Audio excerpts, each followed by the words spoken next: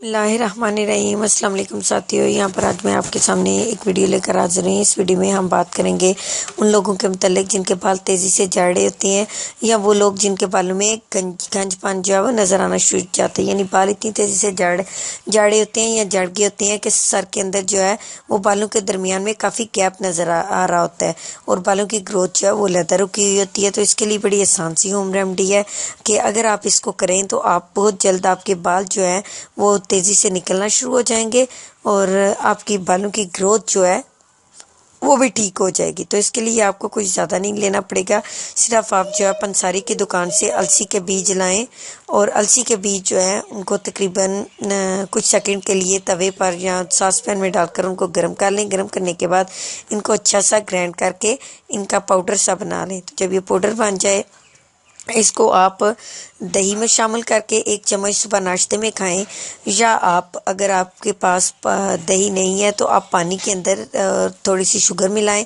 और ये इस पाउडर को मिक्स करें और मिला के पी लें। इससे भी ये होगा कि आपके बालों की ग्रोथ जो है वो बड़ी तेज़ी से होना शुरू हो जाएगी।